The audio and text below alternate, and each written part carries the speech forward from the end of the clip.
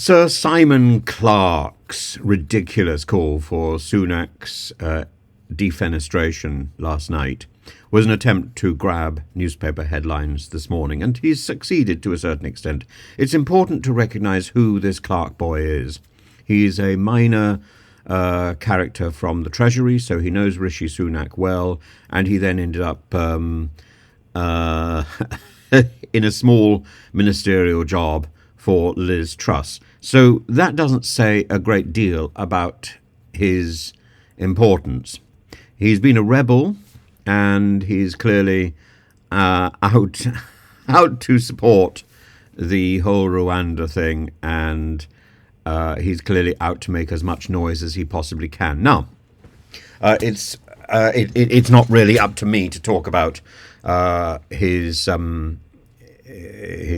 support of Liz Truss and her hand action, and I'm sure he's given her a hand, and I'm sure she's grateful for that, but I don't think it's had that much effect. She may have given him a hand, but I don't think that's had much effect either. He's still an insignificant individual.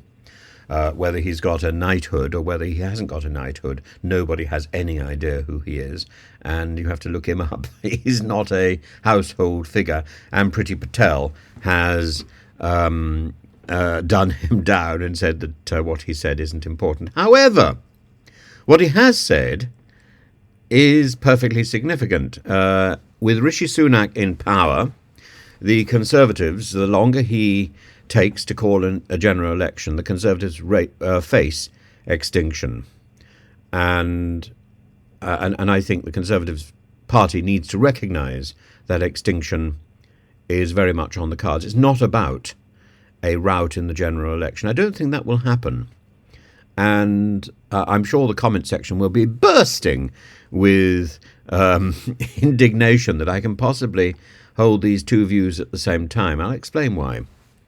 I've done it before, so this is simply repeating myself in some ways. I think that the Conservatives will lose the next general election by a whisker.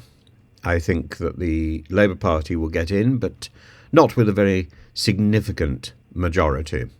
And it will have to rely on the Lib Dems and the Greens, wherever they are, or if they have any numbers at all, as well as the SNP. There may indeed even be an agreement with the SNP. I know that Humza is keen to have a talk with Sir Keir Starmer, whether he's holding a glass in his hand or not. And the fracturing and the extinction of the Conservative Party will be because of people like Sir Simon Clarke, who will divide the party the moment it goes into opposition, divide the party in a way that it can never be reassembled. And that's why, should the whips decide to punish Simon Clarke and Suella Braverman and Jenrick and co. for rebelling and voting against the government and the Rwanda security bill, and lose the whip, that would be the best of all options, because they could then do their fracturing now and get out of the way. It will mean that Rishi Sunak loses the next election, but I think that's a foregone conclusion.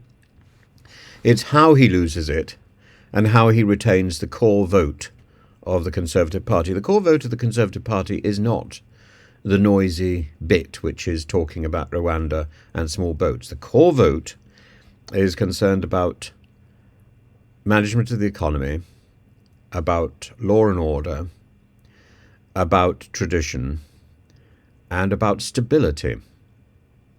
What the Red Wall people, the Lee Andersons, and indeed, for that matter, the Suella Braverman, because she's basically the same sort of thing, the Nadine Dorrises, what they want is instability. What they want is noise and significance.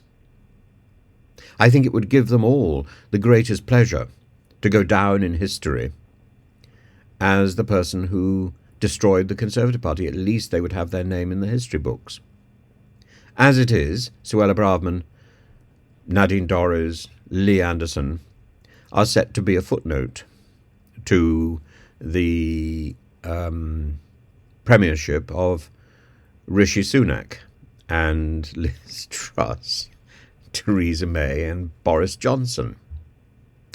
No matter what efforts Nadine Dorries may make to try and have it otherwise, she is just the ball boy for Boris. And Clarke was he levelling up minister, housing minister for Liz Truss? Well, in 1 month you don't even build a house, let alone become a housing minister. You need a little bit more time to bed in. Liz Truss may be remembered, along with her erstwhile Chancellor Kwasi Kwarteng, with his prodigious package, but I don't think anyone is going to remember Clarke. I remember there was a time when I used to wear Clarke's shoes when I was at school.